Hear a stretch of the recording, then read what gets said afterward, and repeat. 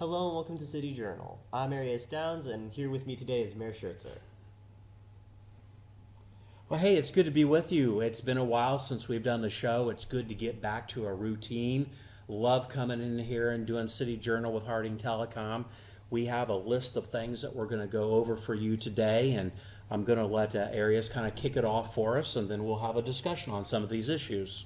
So I heard that there was a new fire truck we had just gotten. Could you talk a little bit about that? Yeah, actually, we didn't get it in yet, and that's something that we will talk about. But we found out that one of our fire apparatuses, one of our pumper trucks, we had to take out of service. And let me just say, first of all, this is almost a 25-year-old pumper truck. So the taxpayers of this community got their money's worth out of that pumper truck when we bought it 25 years ago. But we had to purchase a new one. And purchasing rolling stock, as we call it right now, is sometimes hard to do, but we worked very closely with a fire truck manufacturing company, and we believe we're going to get this in yet this spring of this year, 2022. So we're excited about that. These pumper trucks are very important in our fire safety in our community because we have one in each one of our 3 firehouses. And right now we're down one because we had to take this one out of service. So it's important that we reacted quickly. We took this to council just the other night. They approved it in committee. It'll go to full council next Monday night for their approval. This is a $625,000 fire apparatus. Now, I know that sounds like a great deal of money to the taxpayers, and it is. But remember, we hope that this truck will be in service just as long as the previous truck that we had in. So that's a good investment for the safety of this community when we spend that kind of money on a fire apparatus. So do you think that there's any other equipment that might need to be replaced for the fire stations? You know, that's a great question. I'll speak specifically to this fire truck because it is new and it's not the 25-year-old truck. We're actually going to have to spend about another $25,000 just putting equipment on this new fire truck. You have to buy new hoses, an intercom system. There's actually a lot of things that the average person might not think of. That's why Chief Dean puts a committee together to take a look at the additional items that we need to get. So that's one of the things that we're going to do. We're always looking to make sure that we have our fire department and our police department well equipped, and we make sure that we plan for those. However, this fire truck replacement was kind of unexpected. We did not realize through the inspection process that the base underneath the tank of the fire truck that holds it up, it was rusting away, and they recommended that we immediately take it out of service. And that rusting happened much quicker than we anticipated from the last time that it was inspected. So it became a safety issue driving the truck for our firefighters, and also it's a safety issue because we had to take it out of service. So we need to replace this as quickly as we can, and we are doing that. So you mentioned your police department before, and I was wondering if you could talk a bit about what's been going on with that. Yeah, you know, there's always something going on in law enforcement, that's for sure. We have a very popular police department in this city of Marion. In fact, their Facebook page has got tens of hundreds of thousands of people that follow our Facebook page just to find out what's going on in the Marion community. One of the new initiatives that we're getting ready to kick off is traffic enforcement details. Now, this is a data-driven decision. We often get complaints about speeding and traffic violations in our residential neighborhoods. And it got to the point now where the police chief met with his senior staff and the safety director, and they said, you know what, we've got all this data that we've collected, whether it's through complaints, we do speed monitoring, and now it's time to put the traffic detail into effect and start the enforcement side of that data-driven statistics that we have. So you're going to see some of that take place. It's not a hit and miss. We're going to go to where the issues are, and that may change from time to time, of course. But this traffic enforcement detail will be getting started this spring. So could you talk a little bit about what areas might be problematic? What are the areas that might be hit harder by this enforcement program in order to, maintain the peace? Well, again, a lot of it is data driven. Sometimes we get a lot of phone calls in a neighborhood like Fair Park. It's a 25-mile-an-hour speed zone in those residential neighborhoods, and we often get complaints that people are driving 45 or even 55. That's why we put the speed monitoring strips in those neighborhoods to determine exactly how many people are going over the posted speed limit. And then we take that data and determine whether that is the street or that is the neighborhood that we need to go into. It could be in Chateau Ridge where the complaints are coming from. It could be in some of our older neighborhoods in the interior around the outskirts of downtown. So it just depends based upon the statistics and the data that we've collected over the past years. So I was interested in hearing about the police body cams that you had just acquired for the police department. Yeah, our police department does an outstanding job at applying for as many grants as they have access to. Major John Schaefer is kind of our lead in the police department in applying for those grants. We've gotten the Cops Fast grant before. We have a juvenile grant that we have a police officer that focuses in on juvenile crimes in our community, because about 2 years ago we started to see an uptick in juvenile crime right about the beginning of the pandemic when it started in 2020. So we do grant applications all the time. Our police officers have been wearing body cameras as a part of their equipment and uniforms for over 20 years now. So our department is very accustomed to the body cam, and unfortunately there are a lot of police departments in the state of Ohio and in the United States that don't have that body cam. We just received a $93,000 grant to upgrade our camera system on our police officers. Now, those just aren't the cameras that they wear on their vests, but this is also the storage of the footage that comes off of those cameras. A lot of people may not understand that the data that comes off that, we have to save that for a number of years. We follow a retention schedule in the state of Ohio that tells us how long that we have to keep that data. And a lot of times it depends upon what crimes may be recorded on those cameras. So the storage of that data is also very expensive because we have to maintain it for so long. So we're really excited in the police department whenever we get fortunate enough to get a grant, and $93,000 won't totally replace and total store all of our data, but it moves us in the right direction and allowing us to do it to stay in compliance with state law. That grant sounds really great. Could you talk about some of the police interviews that are currently in progress? Yeah, we had 4 vacancies in the Marion City Police Department due to retirements. And so we went through the process a couple of months ago where we were accepting applications, and then we do a physical agility test, and now we're in the interview phase. So we are in the process of giving a conditional offer of employment to 4 individuals that we have basically offered a job to. Now, we have to do a background check on each one of those candidates. They'll have to do a drug screen. They'll have to do a financial background evaluation. So that process is taking place right now, and if they can clear those hurdles, we'll have 4 new officers on the street sooner rather than later. Alrighty, we're going to go on a short commercial break. When we're back, we will be talking about the sewers in the area.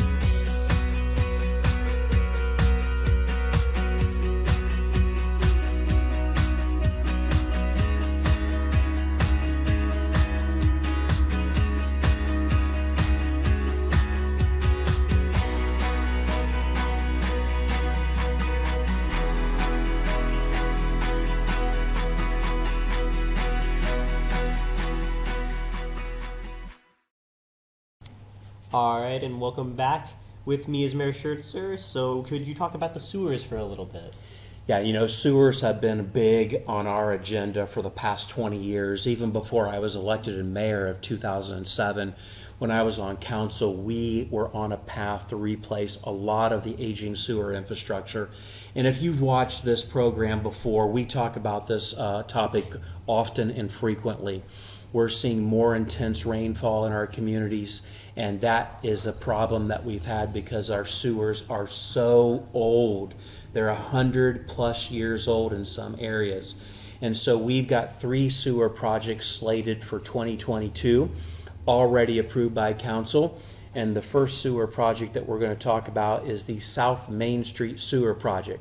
So if you're heading southbound through downtown and you start to go up the hill right by Rotary Towers, it veers off. If you go left, that's Delaware Avenue, but if you stay straight, that's South Main Street, and that's a residential neighborhood up there. And again, these decisions are also data-driven decisions. It's based upon the complaints that we've received in neighborhoods. It's based upon the age of the infrastructure. We go up there, we do an investigation. We actually have a camera system in our sewer department where we lower a camera down into the sewers, and we're able to run that sewer, those cameras through that sewer system, and we can see the breakdowns that have occurred over the past 80, 90, 100 years. And so we make the decision to fix these sewer problems based upon basements flooding, street flooding, and other issues. So the South Main Street Sewer Project will be started and completed this year. The Benton Place will also be done this year, and East George Street. Now, East George Street is one of our deepest sewers that we have in the city. I was amazed a couple of years ago when we did another part of George Street on how far down they have to excavate just to get to the main sewer lines. Now, when we do these sewer projects, not are we only putting in new sanitary and storm sewers, but we're also doing curbs, gutters, sidewalks, and driveway approaches in a residential neighborhood when we do these sewer projects. And then we're going to come in and pave it with new asphalt. So all 3 of these sewer projects will be done this year. I believe at this stage of the game, if they can get started, weather permitting in the spring, that they will be completed in this calendar year.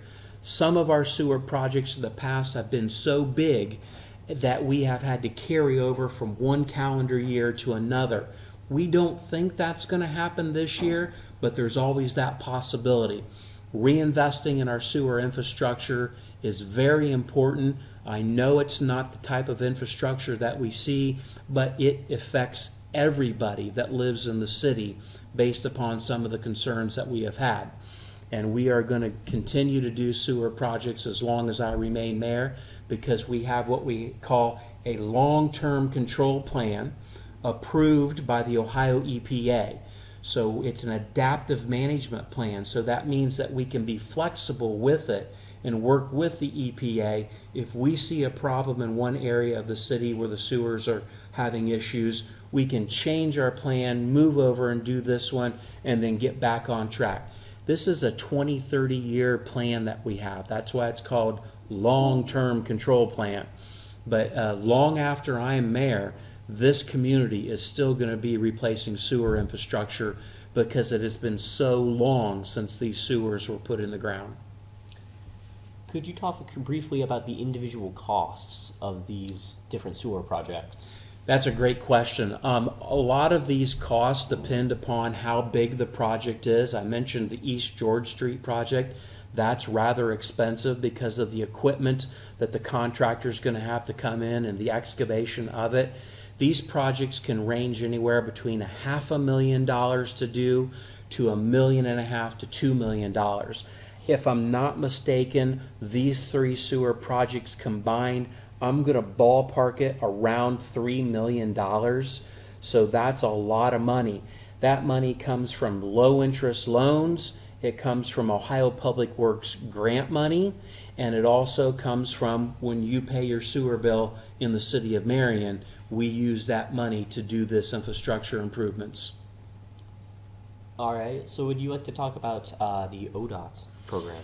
Yeah, every year the Ohio Department of Transportation comes through the city of Marion and they pick which state routes that they want to resurface. Unfortunately, we don't have any say in this, but the nice thing about this ODOT resurfacing program is it's what we call 80-20. They pay for 80%, we pay for 20%. So it's a really good deal for any city resident when we can resurface a state route. And this year, they're going to work on State Route 4. In some cases, that's mostly Prospect Street. It's some of North Main Street. But State Route 4 kind of winds through the city. And they're going to focus mostly on the southern part of State Route 4, which would be South Prospect Street. Now, I call this an 80-20 plan, but that's only for the surface layer of asphalt. When it comes to replacing gutters and curbs and curb ramps, that is 100% on the city. We know we have to pay for that. And if there are any base repair underneath that level of asphalt, there's a base underneath there. And sometimes that base breaks down over time because of weather. In Ohio, we have freezing and thawing, and this is the time of year that we get that freezing and thawing effect. And it can get all the way down into the base. 100% of the base repair is on us. But this is still a very good deal to get our state routes resurfaced through the city of Marion. So you mentioned ramps, like repairing ramps. Well, a lot of people don't use those ramps, so why do you bother replacing them? Well, at every intersection, or nearly every intersection, especially on a state route, you have the handicap accessible ramps. And there are lights that tell you when to walk and when to not walk. Now, not every intersection has those lights that say walk and don't walk. But when we go through this process, we have to replace that infrastructure as well because the Americans with Disability Act requires us. So it's a federal requirement that we replace those street ramps or those curb ramps on every intersection where they currently exist. And in many cases, if they don't exist at all, we have to put them in now because of the resurfacing program and the federal dollars that are used by the Ohio Department of Transportation when we do these resurfacing projects in conjunction with the Ohio Department of Transportation. That makes a lot more sense now. We'll be right back. We're going to go to a quick commercial break, and when we come back, we'll be talking about job openings.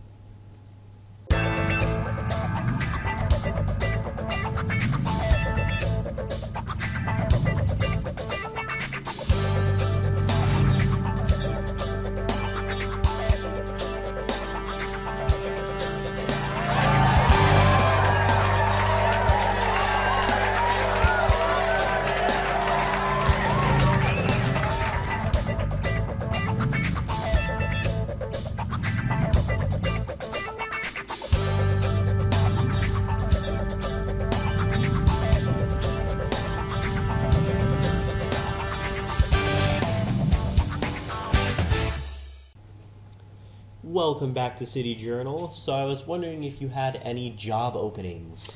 Well, actually, if you're looking for a job, we have job openings available in the city of Marion. But first, let me just say this. The unemployment rate in Marion City and Marion County is below 4%. That is outstanding. I haven't seen this consistently low unemployment rates since I've been mayor. And that also tells me that people are working in our community. But also there's a lot of help wanted signs up. All kinds of jobs in this community. They could be at food service, retail, warehousing, industry, light industry. If you want a job and you live in Marion, you have an opportunity to get a job out there. Whether it's a summer job, a part-time job, or a full-time job. You want first shift, second shift, third shift, there's probably a job out there that meets your needs and meets your lifestyle. But in the city government of Marion, we also have a number of jobs that are available. And one of the jobs that we're looking to fill right now is a seasonal job. So it's only for the summer.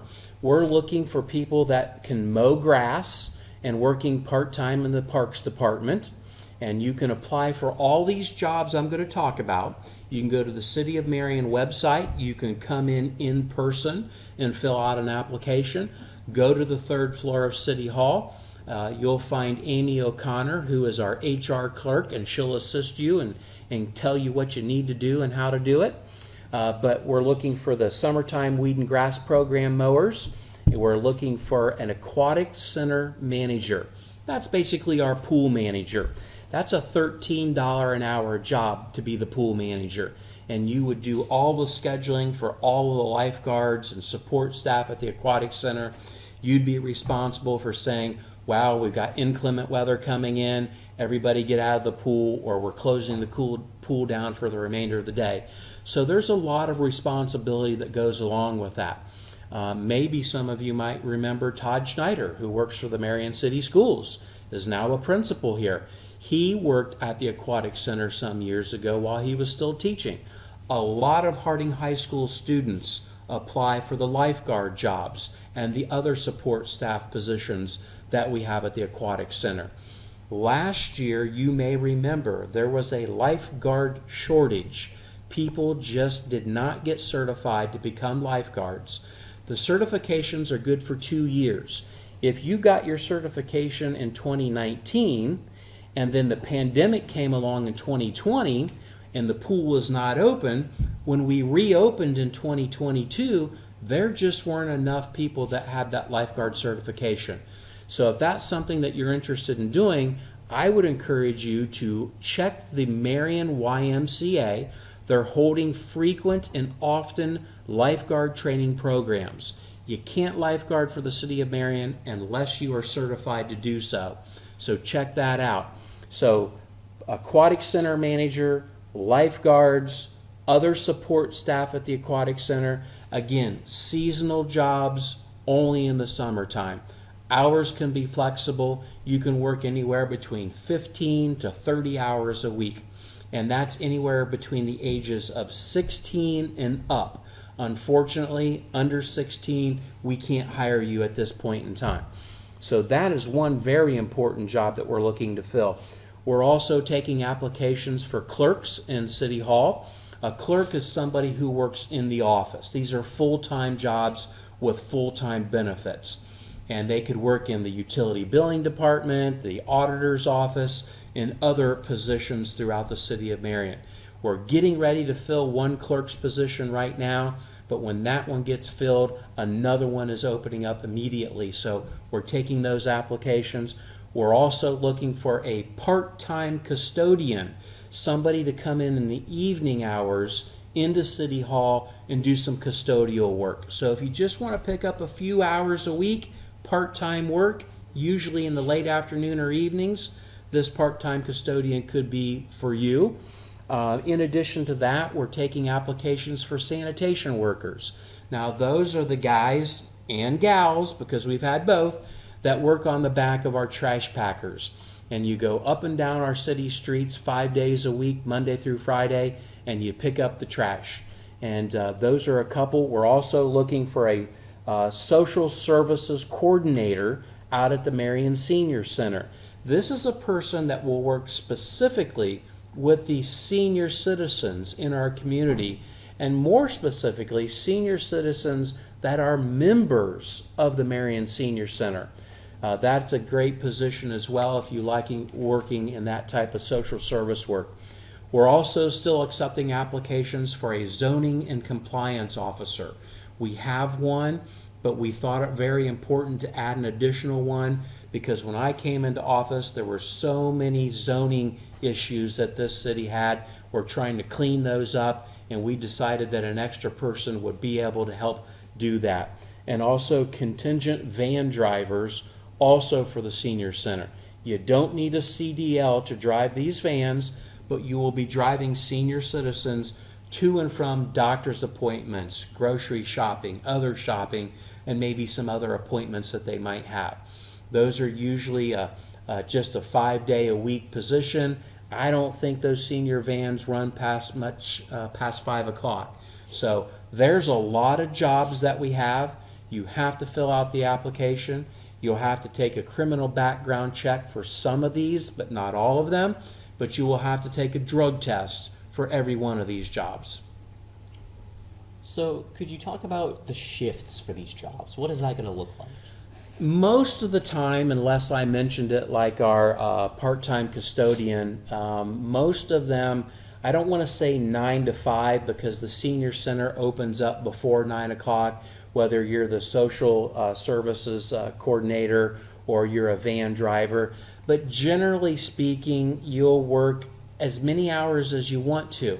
Some of these are full-time. Our van drivers are not full-time. The service coordinator at the senior center is a full-time position. So that's at least 40 hours a week in most cases. Some of these jobs are only 20 hours a week or whatever it is that you decide you want to work. Our zoning compliance officer, it is a 40-hour-a-week position, Monday through Friday. Generally not working in the evenings. You get your holidays off and you don't have to work weekends. Again, pick the job that fits your lifestyle the best. Pick something that you're interested in and come in and fill out an application in City Hall. All right, so it looks like we're going to go on a quick commercial break, but when we come back, we will be talking about the Love Our Neighborhood program. Welcome to Harding Telecom Digital Media.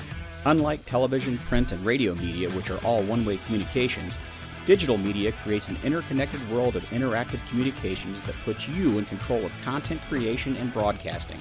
As a member of Harding Telecom, we have 3 ways of building your digital media skills. As an underclassman, you can take our semester-long class, Intro to Video Editing, where you'll be introduced to the latest hardware and software in digital media. Learn to create your own content with overlays, special effects, and audio processors. Your content will only be limited by your imagination. Telecom 1 is a year-long class that introduces you to the world of audio-video broadcast communications. Here you will learn how to operate video hardware and software, design sets, direct and produce events, and expand your editing capabilities broadcasting online and over our public access television channel. You will learn to produce daily news announcements and share your creations throughout our cable television and social media networks. Finally, Telecom 2 is our year-long class available for upperclassmen who have completed the prerequisite Telecom 1 class. Here you will produce and direct your own broadcast events. You will be put in charge of productions and lead other students through the introductory processes of media production. Many of our telecom graduates have gone on to study broadcast media in college and launched careers as television news and weather personalities, Emmy-winning editors for nationally syndicated television shows, and audio production engineers. So don't hesitate to schedule Harding Telecom Digital Media. Talk to your guidance counselor or see Mr. Mullins in room 201.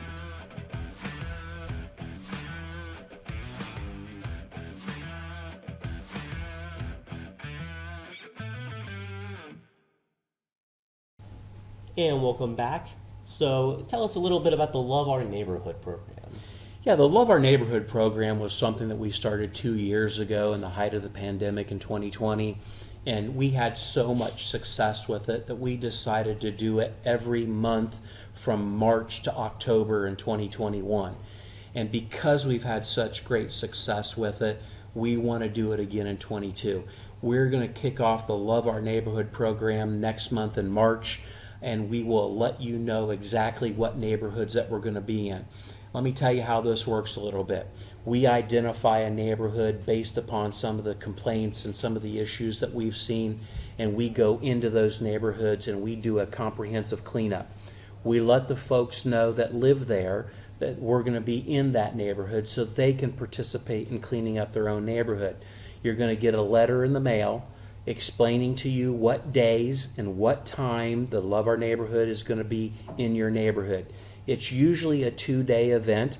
Now, it is also weather permitting. If there is a torrential downpour, we're not as likely to get as much work done as we normally would. But this is a combination of volunteers and people who are on probation working off of community service time. And we use city employees. We'll go up and do work outside. We don't go inside your personal home, but we will work with you if you have an old couch that you want to get rid of, a washer and dryer on your back porch or in your backyard. We have Casey Thomas in the Marion City Police Department, who is our compliance officer. If there are junk cars in your neighborhood, he will work with you to help you get rid of those junk cars. We had a neighborhood that one property alone had 8 junk cars on it. How they got there, I don't know, but they don't deserve to be in your backyard because your neighbors don't need to be looking at that. So Casey will work with you to get rid of those junk cars, and we work with you so we don't have to write you a ticket for something like that. But the Love Our Neighborhood program has improved a lot of neighborhoods. We also identify abandoned houses that probably need to be torn down. We pass those addresses off to the county land bank, and the county land bank is the agency that is responsible for either tearing down an abandoned house that cannot be rehabbed, or the county land bank is now moving into rehabbing some of these old houses that have been left abandoned for a while. So, Love Our Neighborhood starts next month. Very popular program. Please participate if it comes to your neighborhood. All right, so let's talk about baseball registrations. I'm excited for this. Yeah, so everybody that has lived in Marion for any length of time and has had young children knows that the youth baseball program has been in existence in Marion for over 40 years. Last year was the first year ever that the city government ran the youth baseball program. It was always run by a non-profit agency called Baseball for Youth. That Baseball for Youth program ran its course. It no longer existed. We saw a need to fill that gap because young kids still want to play baseball in this community. We are investing in the baseball complex at Lincoln Park, and we are now running the program ourselves. There can be up to 500 people playing baseball in Lincoln Park, from t-ball all the way to Little League baseball. And we work with the traveling teams, so you can be on both teams if that is something that you're involved in with travel baseball. We think baseball is important, and we started that program again. In fact, we applied for a state capital grant 3 years ago to start the renovation process of Lincoln Stadium. We're now applying for the second phase of the renovation of Lincoln Field, and we're in the process of doing that right now. It's called the State Capital Grant, and if we get it again, you're now going to see a new infield put on the Lincoln Field, new fencing, new lighting, and other amenities that go along with that baseball field specifically, because that's our main field there at Lincoln Park. So could you talk about when the signups were for Little League Baseball? Yeah, great question. The signups are going on right now. If you call the Marion City Parks Department and ask for Tony, actually Tony's probably going to be the one that answers the phone. He can direct you how to sign your child up for youth baseball in the city of Marion. I know flyers are going out in the elementary schools if they haven't gone out already. So sign your child up to play for youth baseball in the city of Marion, and we're also working towards a program where we will eventually be playing the county schools. The county schools have had a youth baseball program again for decades, and the city program has only been in the city, but we want to expand that and take our kids out to Layru and Prospect and Morrill and the River Valley Baseball Youth Program and let them play each other well. This is how you build a strong program at that age, so when they get to middle school and high school here at Harding, they have a strong baseball program. So it looks like that is about everything we have on our agenda. Thank you for coming here for the show, Mayor Schertzer, and everybody have a wonderful day.